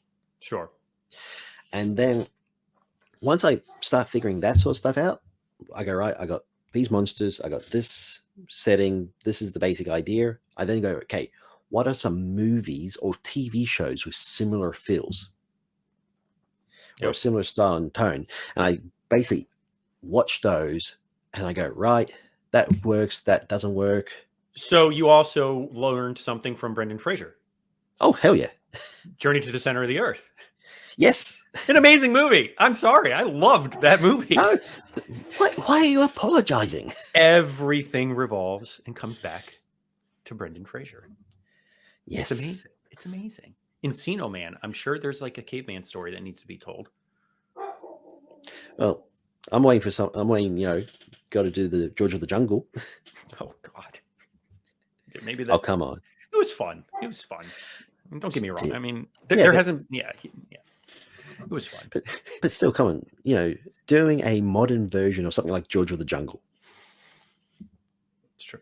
And maybe the best casting ever was Airheads. Oh, yes. And I'm talking the entire movie, not just the three of them. Adam Sandler, Chris Farley being the cop. Yep. And that was right before he died. And it was like the movie, or the producers. So the radio show or the radio announcer, and then the producer, the bad guy at the ponytail. Yep. Was it Christina Applegate? Yes. Was the girlfriend. You had another, just one of those fabulous movies if people haven't seen, which honestly, there's probably quite a few that haven't, just based on how young all those actors were. And well, yeah, and it's funny. It's like it's a cult classic. It is. Yeah, it is. It's a cult classic. And it's one of those things. It's kind of like watching Con Air. Yeah. Oh, the cast. Oh my gosh. Yeah, because you watch Con Air and you're like, well, there's John Malkovich. There's bloody Steve Buscemi. Oh God. Oh, I feel so bad right now. I'm forgetting his name. Oh, he's been killed in more movies ever in movie history. Oh my God, I can't. Oh, this is painful. You're not talking about Danny Trejo. Yeah. Yeah, I am actually. Danny Trejo. Yeah, God. Danny Trejo. Of That's course. The thing. Like you look at the cast. Desperado, the knife thrower in Desperado. I mean, it's like there's From Dusk Till Dawn. Yeah. Basically every Robert Rodriguez movie. Yep. Yep. But yeah, again, those movies, there's these casts that just blow you away. But back then, like, I saw an interview with Steve Buscemi, and they asked him, how was it working on Con Air with John Malkovich and all this? And he's like, well, he wasn't John Malkovich at that time, and I wasn't Steve Buscemi at that time. We were just two guys who got lucky enough to be in a movie. Yeah, it was Nick Cage. I mean, it was Nick Cage. It was Cage after winning an Oscar. Yeah, and John Cusack. Yes. He was the FBI agent, right? Yes. Yeah. Yep. Marshals. He was U.S. Marshals. Or the U.S. Marshals. U.S. Marshals. Yeah. And then The Rock. That's one of my favorites. Sean Connery, Nick Cage. Like, you're like, oh my god! It's like, and just Michael Biehn. Michael Biehn, yeah. Ed Harris, one of my favorite actors from back in the day. I just thought he killed every role he did. Yeah, he's Ed great Harris in that. I think for me, my favorite Ed Harris movie or role is in History of Violence. Yeah, that was good. That was good. Everybody knows him as the Houston commander in Apollo 13. I mean, but that's like Ed Harris. Like, if people are like, Ed Harris, why do I know that name? And I'm like, Ed Harris is bald guy, Apollo 13. He was on the ground in Houston. So people are like, oh, Houston, we have a problem. They're talking to Ed Harris. My go-to is just he's in The Rock, and they're like, oh, I love the fact that the only reason Sean Connery is in The Rock was because he wanted to work with Nick Cage. Because Nick Cage wins the Oscar for Leaving Las Vegas, then he makes The Rock, and then then directly after The Rock he does Con Air, and then Face Off. Yeah, dude, that guy, that stretch, that decade or so, that stretch, it's brilliant, dude. It was nuts. And then National Treasure a little later, another monstrous influence for me. It's God. National Treasure probably single-handedly resurrected that genre. It did. When you think about it, because a lot of books, specifically authors, in the influence, because you had Indiana Jones, which everyone, then you had The Mummy, like you had like these like decade releases of these monster like action adventure archaeological stuff. And then you had National Treasure, and people are like, oh, the modern day treasure hunt is still something that can sell, that's interesting, that's fun. Oh yeah. And then and then even Goonies back in the 80s too. So it's like, I mean, there's I mean, the list goes on. It's one of those things where people love a rip-roaring adventure, especially if you're on a treasure hunt. Yeah, they love a good romp. I mean, that's what I like to say. It's like start to finish. It might just be like this really streamlined story, but from start to finish, it's amazing. Just like that's why I loved Uncharted, the movie. It was a romp for me. It was an escape. It was the cinematics. It was this. It was that. I can get past some writing, or I can get past some casting sometimes, but in that movie, I never once was like as far as the movie was concerned, there was nothing I would have done different or better. Okay. All right. You've convinced me. You've convinced me. I'm going to give it another chance. And I think Tom Holland's great. I like him. Is he like now like Chris Pratt, where he's being cast in everything? Yeah. But in the Uncharted, they also wanted a young actor that could grow and play the role for the next 10, 15 years. Like everybody and their mother, including myself, thought this movie should have been made a decade ago with Nathan Fillion. I mean, he is Drake. I'm like the mannerisms, the speech, the patterns. Oh, yeah. He even did that fan film Nathan Fillion did. Great fan It was amazing. It was great. But he's in his 50s. And you're sitting here going, if they want to make another decade's worth of Uncharted movies, which is the plan, you're going to run into a problem like Harrison Ford, where Harrison was 39 during Raiders. He was already an not old, but a older actor. He wasn't a newbie. He wasn't a kid, so it was like, now you're running into a problem. And granted, it's been 40 years, but it's but you're running into like even Last Crusade. He was almost 50, when he made that movie. So it's like, you're running into issues. So they're like, we need an actor that is willing to do it. We need an actor that's capable of doing it, because the stunts are insane. Oh yeah. And you need somebody that the crowd is going to want to go watch. So it's like, in a way, he's 25. I mean, or yeah, something. However old he is, it's insane how good he is at his age. And you know, not detracting from Tom Holland, because he is a good actor. You know, like the devil all the times, he kills in that movie. Yeah, and then he did Cherry, which was like a psychotic, like I granted I've seen bits and pieces of it, but it's Same like here. Yeah, but you're like, wow, this is not what Different. I expected from Tom Holland, Yeah. and that's perfect. I mean, his first movie was with Ewan McGregor in the flood movie, the tsunami movie that hit Indonesia. The Impossible, yeah, great movie. Yeah. Ewan McGregor, everything he does. I'm sorry. No. I'm just Moulin Rouge. You're like, wow, this guy's singing, he's dancing, he's charming, it's okay. I'll give you that. And also he did great. It's like he did great. What's the one he did with Renee Zellweger? Down with Love. That kind of homage to the Rock Hudson. You know, that wouldn't have worked as well if it wasn't for him. Sure. Yeah. I mean, look where we are with Star Wars now because of him. Yeah. I mean, when you think about it, the influence that he had on that entire story based on his portrayal as Obi-Wan back in the era of those movies that weren't all that great, they were entertaining. They were entertaining. It's funny. I actually rewatched episode 1 and then episode 3 not that long ago. And I watched episode 1 and I'm there going, okay, it's actually not as bad as I remember it being. It's got some cringeworthy I think there's a little bit more nostalgia behind it now, so we're more accepting of it. That, and I decided to watch it as in, it was a case of, okay, I'm going to watch it and just kind of try to watch it as, okay, first time. Sure. Not related to Star Wars. And you can appreciate the actors too now. Yeah. Let's think like, okay, everyone is doing great work or okay work or Jake or has since. I mean, maybe not right this second, but they have. Yeah. And I'm watching it going, okay, yeah, this is good. And then I always skip episode 2 because I think episode 2 is just teen angst and I hate that stuff. Yeah, that was yeah. And I'm watching episode 3 and I'm just, moment it starts, I'm like, yeah, I mean, this is the best of the prequels. Oh no, definitely the best of the prequels. And come on, it gave us the ultimate meme with hello there. Hello there. And don't do it, Anakin. Don't do it, Anakin. I have the high ground.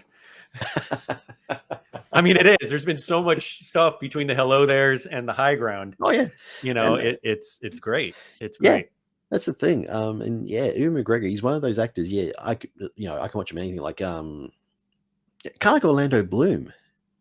Now, did you see that it was also a meme, but it was real? It's actually a real thing. His brother. Oh, I remember that. Yes. So Ewan's brother is an Air Force pilot. Yes. And his call sign is Obi-2. Yes. And I think it's his twin brother or something. They look identical. That's awesome. So his call sign is Obi-2 because his brother is Obi-Wan. And it actually has it on his plane. It says Obi-2. That's awesome, man. Yeah, I'm sorry. That again has absolutely nothing to do with the reason we're sitting here, but that is freaking awesome. It's great. Yeah, I love it. That's awesome. Yeah, I mean, so that. So yeah, and once I come up with a basic idea, and as I said, it can come from anything. I've actually sat there watching movies, and someone will say a line of dialogue, and for some reason my brain's gone, oh. And it just kicks off from a line of sand and blood. So sand and blood. Yeah, I get it. Completely get it. The next thing I do is I instantly go, okay, movies that have the same sort of vibe, and then once I get to the point where I'm going to start outlining, I've got enough. Then I'll go, right. First thing I got to do is find the soundtrack because I write to music. Yeah, and I used to go with movie soundtracks. Then I went to German industrial metal like Rammstein, things like that. You must be a big Electric Callboy fan. No, actually, I'm not a big fan of that style of music, but the Rammstein, it's a joke. They're ridiculous. They used to be called Eskimo Callboy, and okay, for marketing purposes, they just changed their name to Electric Callboy, and they are a German band but they literally understand what the German culture and German music has, what it is, and they're very, very, very hyper aware of themselves. So if you watch their music videos, it's all like, we are 100% trying to make you laugh. Okay, I'm going to check. Okay, I'm going to check them out now. They're really good, like instrumentally wise. Like they're supposed to be very hokey, and they're supposed to be very, like, they just released a brand new video called Huracan, and it's the first video I've seen of theirs. It's entirely in German, but the entire first part of the video is traditional German Schlager, which is like their version of like boy band pop music, basically. Okay. What do they call again? Electric Callboy. So they have a very much of a unza, but they are very much like, they can get super brutal metal too. The one thing that they're really good at, the newer stuff that they've put out the last 2-3 years, is they know how to catch you with a chorus. Like, they're very, very good songwriters. All the music videos are gorgeous, like cinematic. And it's the two guitarists, I believe they're brothers, and they direct everything. So you watch them and you're like, wow, these guys put a lot of effort into their craft. Shout out to Electric Callboy. Nico and Kevin are the singers. They do a lot of like social media stuff. But they're guilty pleasure entertaining, because you're sitting here going, I know they're a joke, but they're not. Like, they're not just like Milli Vanilli, like we're just gonna like party. Like, they're actually very, very dedicated to what they do. And if you just watch them and you understand they're also just entertaining you, like you're like, okay, I like these guys a lot, and I'm kind of digging the music now. All right, I'll check them out. Yeah, I'll check them out. It's funny because I've been listening to those guys a lot for the stuff, and then for the Valley of Bicho, which that's a Australian Special Forces go into the Mexican jungle to extradite a. I wonder where that idea came from. Drug lord, and then they get trapped in the jungle and are attacked by giant bugs. That's like my worst nightmare. I hate bugs. And that one's. And I live in Florida. Well, see, that one came from. Okay, I was watching Predator. I went, well, what if what instead of it was an alien, it was just giant scorpions and giant ants. And Severed Press went, we'll take it. And that one, the soundtrack was Predator, AC/DC, but with bugs. Yeah, but that's what I do. Like when I send a pitch, I always go, okay, this is this movie and this movie put together, so they know. Yeah, they have a visual of it. Yeah. They have the vibe. And for that one, the soundtrack was AC/DC. Oh, badass! Yeah, it was the song "Dirty Deeds." That's what clicked for me. So, with Tunguska at the moment, I'm trying to find the soundtrack, and I haven't found anything yet, which is a little worrying. It's actually great that you bring that up, because I listen to a lot of music, but my problem is I can't listen to music with vocals. And that's why like movie scores and stuff were always my go-to. But I'm very picky, and I'll end up having like the same 12 or 14 scores rolling over and over again. By the way, Pirates of the Caribbean, Curse of the Black Pearl, top three score ever made. Okay, wait. Top 3 scores. Okay, I'll give you Curse of the Black Pearl. You're just sitting here going, I want to be a pirate. It's like, you're like, I love it. Yes. Conan the Barbarian by Basil Poledouris. Yeah, that's a classic. I mean, for me, it's the Raiders March. I mean, it's just John Williams Raiders. It's like, I get chills after God knows how many times I've heard it. Well, see, that's the thing. John Williams. Okay, Raiders. Yeah. The Superman. E.T. I mean, Star Wars, Jurassic Park. Yeah, Jaws, Harry Potter. Harry Potter. Yep. His catalog is insane, man. Oh yeah, he's giving Uncharted. The Uncharted score is. Like you're talking about the games? Yeah, they actually use it. They actually use it in the movie too. But the Uncharted score is very easy to identify. Like when you hear it and you've heard it enough, you'll hear it again and go, "That's Uncharted." Like it's 100% unique and like from the ground up written. It's not just like symphonics in the background. It actually has like layers and like it matches like a lot of scores do. Uncharted is an awesome score. I've never listened to the Uncharted score. It's called like Drake's something. I can't remember what it's called. Okay, all right. You're giving me homework. But so back to the music. So what I've been doing is I've been listening to a lot of instrumental prog. Oh. So prog rock. So a lot of bands, awesome bands, they just don't have a vocalist. Yeah. So at least for me, the main ones I've been listening to are Pliny, which I love, Plini. They're just very atmospheric and cinematic, but there's a lot of heavy parts too. They're more like artistic, I guess we'll call it. You have Polyphia, who's from here in Texas in the States. And they're very like a lot of harmonizations and a lot of like very like what, but amazing. Like awesome. Clay Ashelman, one of the best drummers you'll hear. Okay. Chris Allison, the drummer for Pliny, is mind-blowingly good. You see these guys on YouTube, you like watch their playthroughs, you're like, what math are we in right now? Is this calculus? But as a musician, and especially as a former drummer, I'm watching these guys thinking of myself going, absolutely not. Yeah. Animals as leaders. They're a trio, and it sounds like there's 10 of them playing because they're so good. Matt Gartzka, their drummer, their guitarist, God, I can never remember his name. He's known as like one of the most intricate, best guitarists, like period. But Matt Gartzka, who's their drummer, literally writes in like mathematic theory. Jeez. And like, no, yeah, it's like the measure for this song is 2 3 5 7 5 3 5 2 3 7 5, and you're like, cool.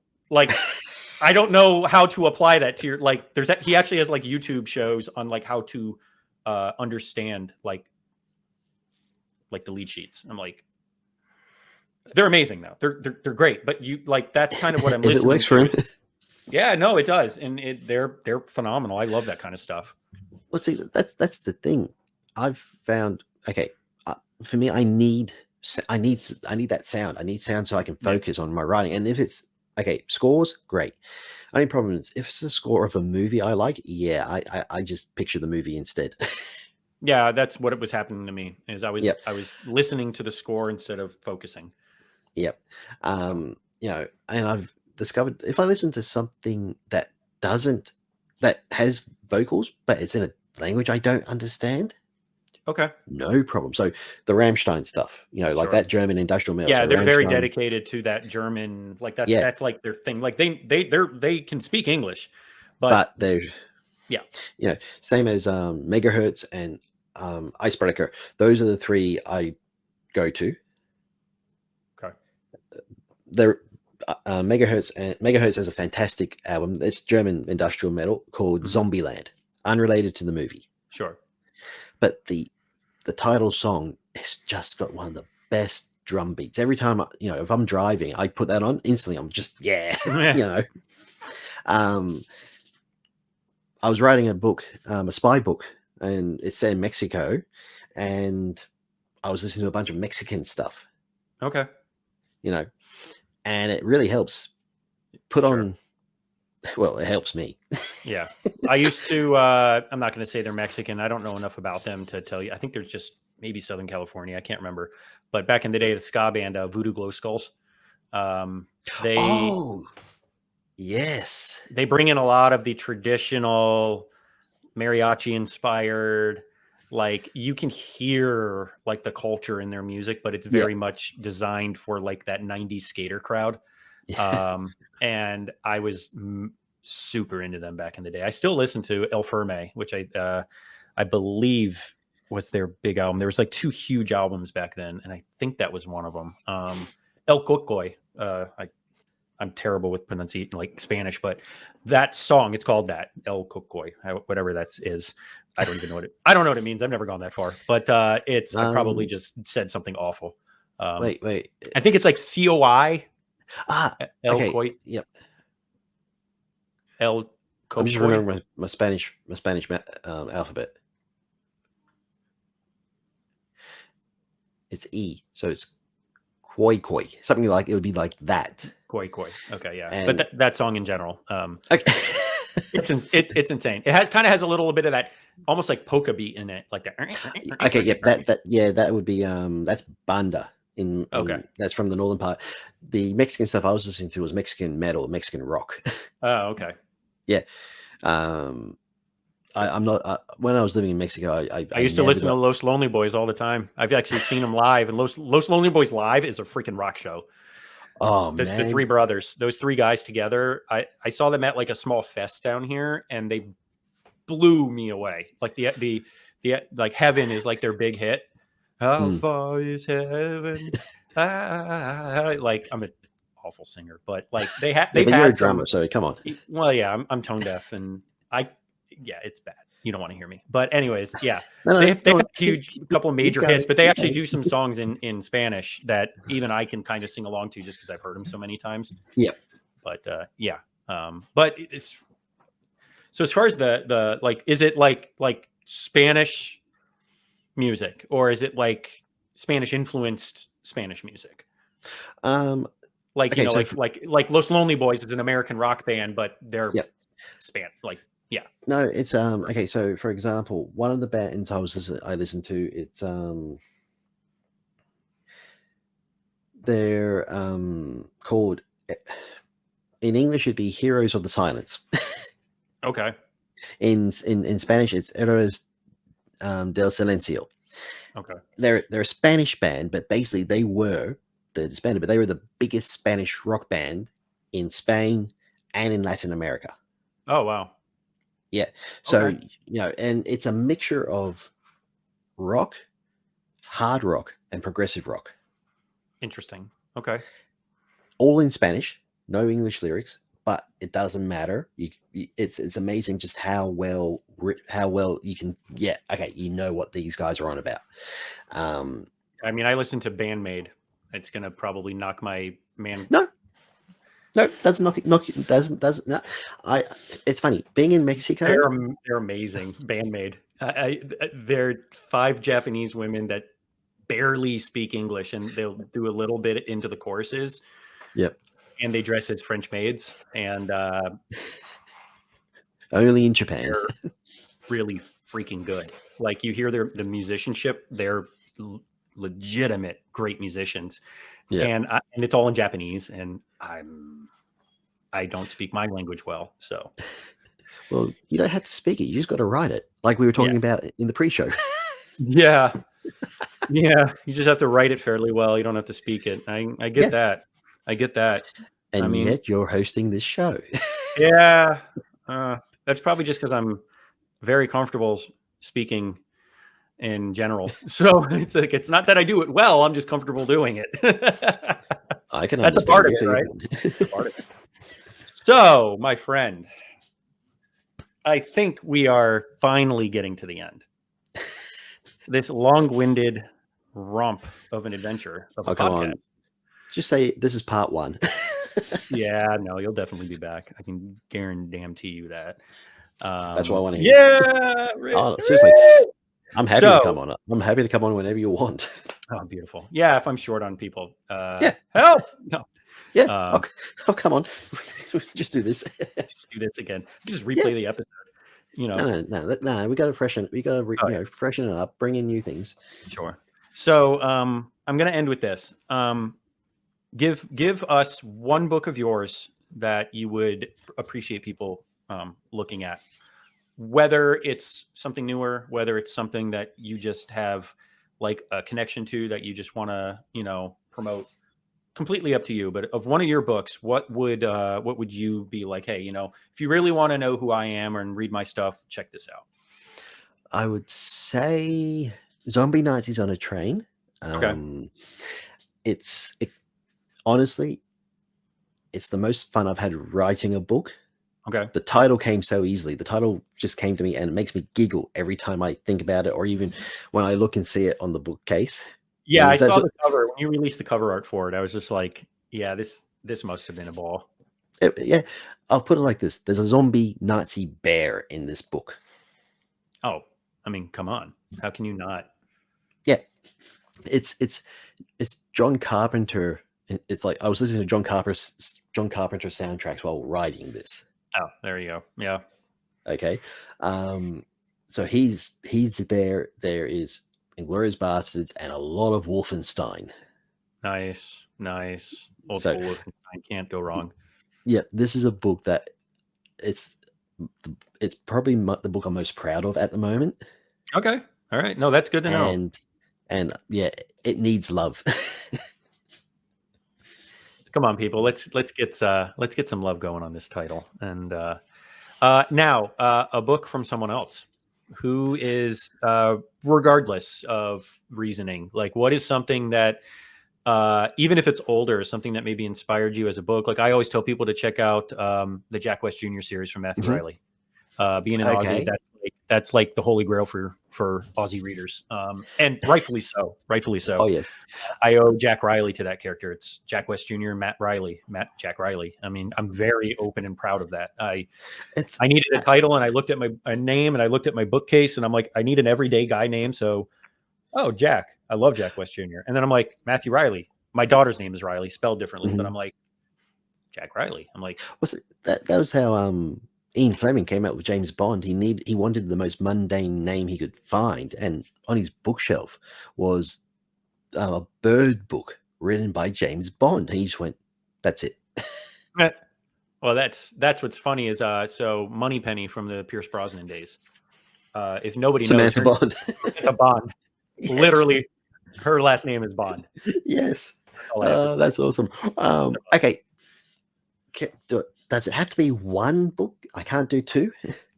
No, you can give us a couple. Okay, so I'd say you can do whatever you want. It's your show. Oh well. No, you can't have it. It's mine. No, yeah, give us a couple. Okay, the Elenium trilogy by David Eddings. Okay. So it's a 3-book trilogy. Of course, it's 3 books. It's a trilogy. It's a 3-book trilogy. That's unique. Well, originally it was going to be a 4-book trilogy, but he did go with more conventional wisdom. Yeah, you're not allowed to write quadrilogies. That's illegal. I don't approve. Especially if you're going to call it a trilogy. Called quadrilogy. It's called a 4-book series. You're not. There's no wool being pulled over these eyes. It's a saga. It's a saga. Yeah. So this is actually a fantasy series that came out in the 80s, and for me it's the best of fantasy. Nice. You got knights, you've got trolls, you've got evil gods, you've got good gods. The main character, his name is Sparhawk. Sparhawk? Yeah. Interesting. All right. Oh yeah. It's got some amazing action. It's got some fantastic comedy. If I want to read anything in the fantasy world, I go to that. Cool. I've read them so many times. Yeah, that's like me with the Antarctos saga from Jeremy Robinson. Starting with Antarctos Rising. Yeah. It's basically revolves around the myth of the Nephilim from the Bible, and the demon seed of fallen angels here on Earth, but revolves around the myth of Atlantis. And that's cool. It's freaking dynamite. The book itself was amazing. Oh, and there's dinosaurs.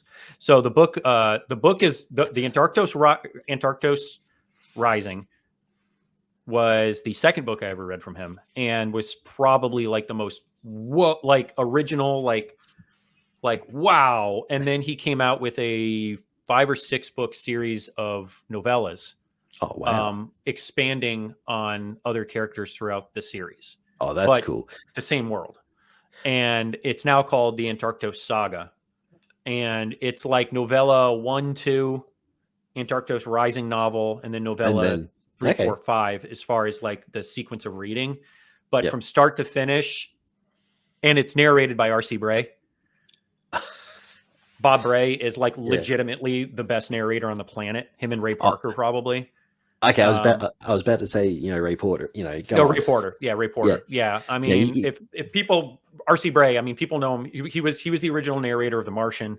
Like he's done like legitimately some of the best work out there. Him and Ray Porter. Yeah. So I mean, you can't go wrong.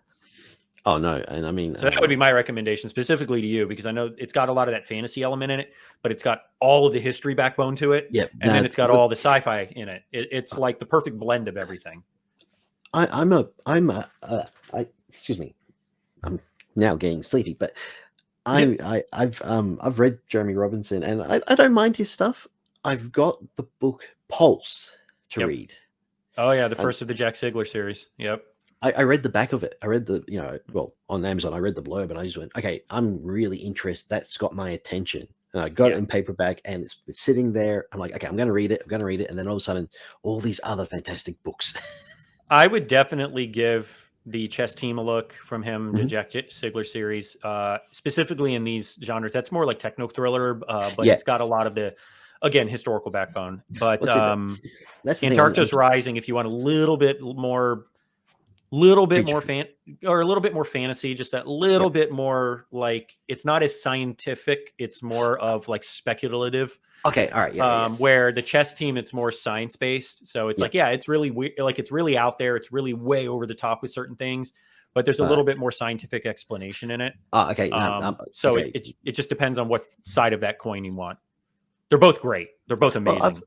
Honestly, I've not read a lot of techno thrillers, so like, if I'm want a techno thriller, I'll watch Red October. I'll watch Clear and Present Danger. Oh, it's more wild. Like, it's more like monsters and that kind of stuff, but it's more explained. Yep. It's explained as probable as possible. It's like, you know what I mean? It's like, there's still a lot of like fantasy and wonderment to it. Don't get me wrong, but there's more attempt at scientific explanation, where the Antarctica saga is definitely more, it is what it is because it is. Like, okay, so you have to have more like belief in the fantasy than it has to be proved to me. Yep. See, I've always, for me, it's a case of when I'm writing, this is what it is. It's, no proper explanation. Like, for example, with the new one, Tunguska, there's a lot of weird stuff happening, and I'm not explaining it. It's just, well, no, I am going to explain it. No, I get it. It's going to be a cop out. Hollow Earth. Hollow Earth, yeah. I used that in Dark Island. I get it. It was, and that was, I think, entirely on accident, to be honest. Me, it's on purpose. I'm lazy when it comes to explanations in books. So, for example, with one of my 7 books, Megaflora, this is a book set in Australia. Basically, they're bringing back the giant megafauna of Australia. So giant wombats, giant kangaroos, things like that used to be around. And I was writing it, and I was talking to another author friend, and I mentioned this. He goes, "Oh, how they do it? What's the technology?" And I just instantly went, Lockwood and Hammond. Yep. And he went, "What?" I said, "I'll put in a line basically saying we took the technology they created and we perfected it." I mean, it's already out there. It's already understood. So that's the thing. And that way I'm now free just to focus on the good stuff. Sure. Yeah, no, I get it. I get it. So my second recommendation for another book. Okay, I'm going to do 3. I got 3. So, oh my gosh. Oh, screw. Oh, go ahead. The Elenium trilogy. I'm going to say the Jack Riley trilogy books from you. Thank you. Seriously, the first one, I read that, and basically there was 1 and a bit sittings. Wow. For that one. That's. Thank you. And honestly, reading that kind of gave me the thing of, oh, okay, I want to write a treasure hunt book, a proper treasure hunt book. So, you inspired me. Thank you very much. And we appreciate that. Yep, take a bow. Thank you. Actually, don't. It's your show. They're going to see you every week. Oh, I don't want to headbutt my mic. So. Well, you could. It'd be funny. And the third book is The Hits by David Baldacci. Okay. Yep. That one, that's a thick book, 145,000 word monster book. I got through it in 3 days. Wow. Chapters are short and punchy. And it's about a hitman for the government. Okay. Yeah. He's a good guy, though. Oh, okay. All right. He's a killer with a conscience. It's not more really. He's a killer who basically gets screwed over by the government. Oh, okay. All right. Yeah, no, I get it. I can. Yep. It's really good. So yeah, those were my recommendations for other books. Awesome. Well, thank you very much. On that, I really do appreciate you coming on. I had a blast the last time that we talked, and I knew that this was going to be equally exciting. So I'm really, really thrilled to have you back on, my friend. Oh, honestly, not back on, but on. I'm happy to see you again. I'm already tired, and it's not even noon here. So man, you got to be dying. It's 1:23 a.m. here. Oh I am gosh. tired, but also having so much fun. Yeah. And, I mean, it's been about over a year since we last did something like this. Yeah, it has. It has. So I hope the next time I come on, it's not going to be in a year's time. I hope not, because, well, either the show's going that well or this show bombed and I had to start another one, and I'm recycling guests to try and get that one started, and that would suck. So let's just hope it's because we're both doing well, and we just have a lot of stuff, other stuff to talk about. Yes, it'll be that. It will definitely be that, sir. So where can we find your work? Where can we find you personally? Not your home address, because that would be weird. But obviously, I point people. Just Amazon is the easiest thing to find things. Amazon, they're the king. Yep, you can Amazon. Just search for RF Blackstone. Sure. I'm the only one with that name there. Apparently, Matt James was also one of the bachelors. So you'll see me in a bachelor. I didn't think that one. Technically, I existed before him in the media, so he came after me. But when you look up Matt James, you'll see me, and you'll see also a hulking, handsome gentleman. And I am neither hulking or. I'm not hulking. I'll just say that. Well, not now, but when you're angry. It's true. It's true. No, I'd be too afraid to throw it my back again. I'd probably just go, the hell with it. But the lazy Hulk. Yeah. So yeah, Amazon. You can find my books on Amazon. Social media, you just Instagram, Twitter, and Facebook. Just RF Blackstone. Cool. And yeah, go ahead. I've got a website as well. It's RF. At the moment, it's just the free WordPress website, but you just go RF Blackstone WordPress, you'll find me. Okay. I'm gonna be professional and get that fixed soon. Oh, no worries. Yeah. So yeah, but best place to find me is definitely for the books, Amazon. If you want to interact and talk with me, Facebook or Instagram. Those are the two big ones. Cool. Yep. Same here. Everyone can find me at mattjamesauthor.com. Find me on Facebook, Instagram. They can find the podcast on Facebook and Instagram, Real Life Fiction Podcast. You'll see the little microphone logo that we came up with. I love the logo. It's a really good, nice logo, man. Thank you very much. I appreciate that. I do. And for those on YouTube, please hit the subscribe button, like the show, come back and see us again. We'll be pumping these episodes out, new episodes every Friday. Great authors, other industry people. I have an audiobook artist coming on, so voiceover guys coming on soon. Ray Porter? No, actually, just in case schedules, I won't say who it is. You never know. But it's for me personally, it's exciting. So we'll just cool, say that. Cool. All right. And I also have some other industry graphic designers and that kind of stuff coming on. So it's not just it's going to be a plethora of talent, not just us, keyboard jockeys. But thank you for watching. I appreciate it, Rich. As always, thank you so much for coming on. My pleasure. Anytime. Yeah, we'll have you back on soon. Thank you so much, my friend. Wonderful.